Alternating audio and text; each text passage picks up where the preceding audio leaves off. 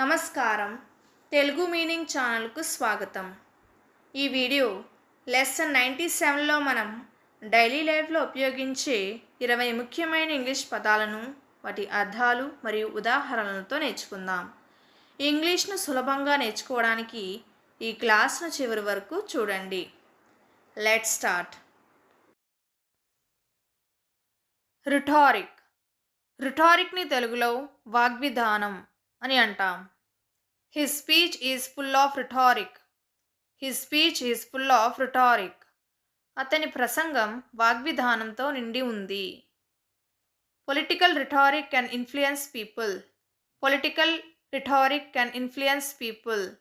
రాజకీయ వాగ్విధానం ప్రజలను ప్రభావితం చేస్తుంది. రిపీటెడ్. రిపీటెడ్ని తెలుగులో పునరావృతమైన లేదా మళ్ళీ మళ్ళీ అని అంటాం. He asked the same question repeatedly. He asked the same question repeatedly. అతను అదే ప్రశ్నను పదే పదే అడిగాడు. Don't make repeated mistakes. Don't make repeated mistakes. పదే పదే తప్పులు చేయవద్దు. రిలేటివ్. రిలేటివ్ని తెలుగులో సంబంధి అని అంటాం. My relatives live nearby. My relatives live nearby. నా సంబంధులు దగ్గరే ఉంటారు. A relative visited us today. A relative visited us today. ఈరోజు ఒక సంబంధి మన దగ్గరికి వచ్చాడు. రిప్రజెంట్. రిప్రజెంట్ని తెలుగులో ప్రతినిధిగా ఉండడం అని అంటాం. She will represent our school. She will represent our school. ఆమె మన పాఠశాలకు ప్రాతినిధ్యం వహిస్తుంది. He represents his team. He represents his team. అతను తన జట్టుకు ప్రాతినిధ్యం వహిస్తాడు. రిజైడ్. రిజైడ్ని తెలుగులో నివసించడం అని అంటాం. They reside in Hyderabad. They reside in Hyderabad. వారు హైదరాబాద్లో నివసిస్తున్నారు. I reside near the temple. I reside near the temple.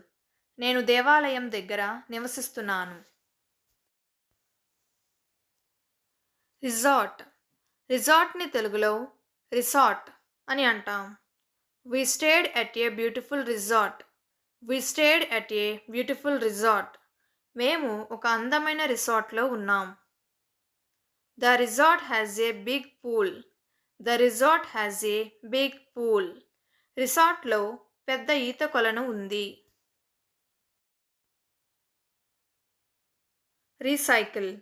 రీసైకిల్ని తెలుగులో తిరిగి ఉపయోగించు లేదా పునర్వినియోగించు అని అంటాం.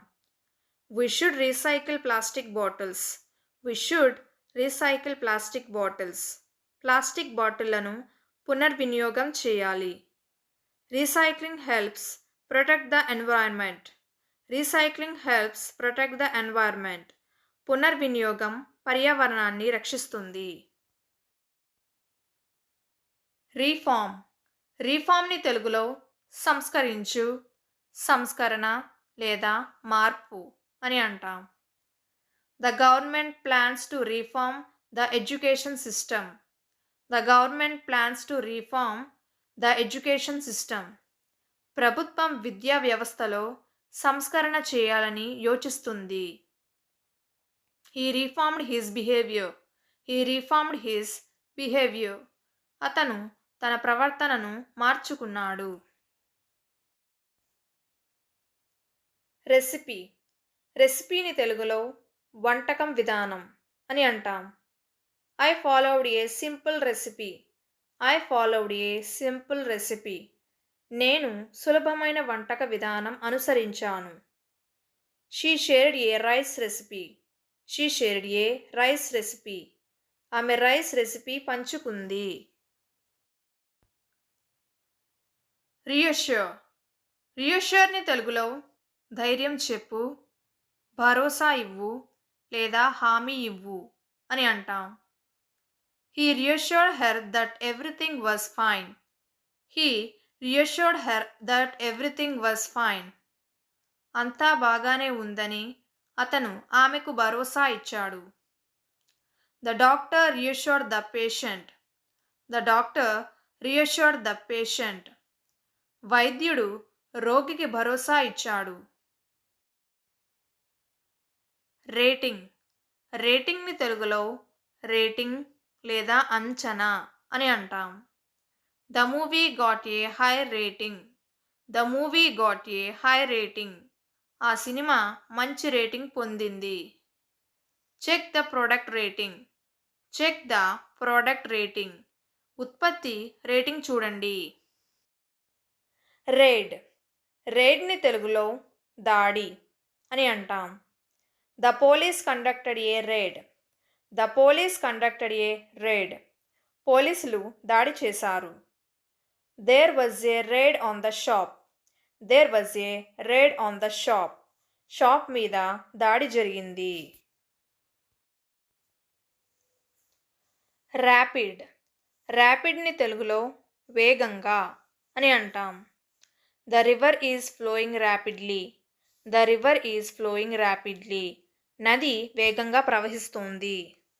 He made rapid progress. He made rapid progress.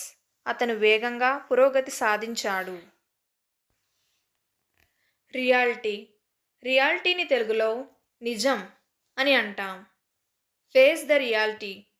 Face the reality. నిజాన్ని ఎదుర్కోండి. Reality is sometimes harsh. Reality is sometimes harsh. నిజం కొన్నిసార్లు కఠినంగా ఉంటుంది. Providing.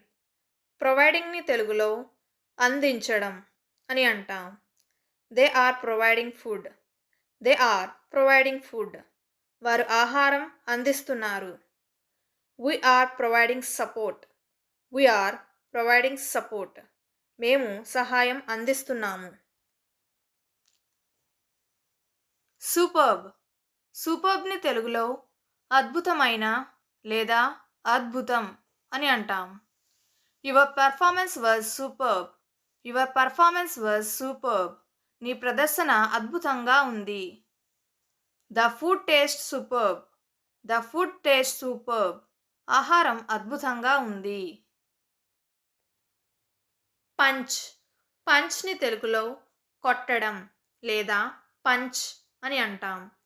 He punched the wall. He punched the wall. అతను గోడకు గుద్దాడు. She gave him a strong punch. She gave him a strong punch. ఆమె అతనికి బలమైన పంచ్ ఇచ్చింది. పబ్లిషర్. పబ్లిషర్ని తెలుగులో ప్రచురణకర్త అని అంటాం. The publisher released a new book. The publisher released a new book.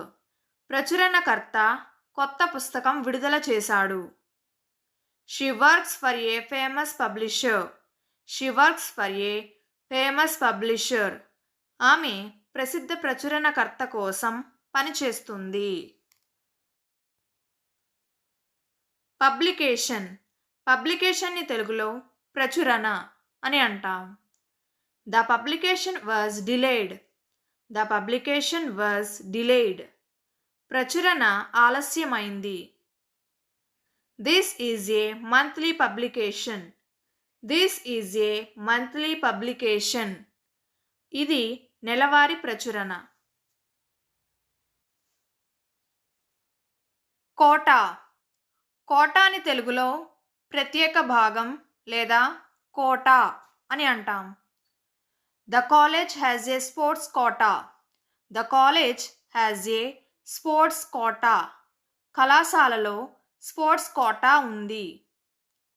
We reached our quota for today. We reached our quota for today. ఈరోజు మన కోటా పూర్తయింది. ఈ 20 పదాలు మీకు నచ్చాయని ఆశిస్తున్నాను. వీటిని ఈరోజే ప్రాక్టీస్ చేయండి. మరిన్ని ఇంగ్లీష్ లెసన్స్ కోసం ఇప్పుడే తెలుగు మీనింగ్ ఛానల్కు సబ్స్క్రైబ్ అవ్వండి. Thank you.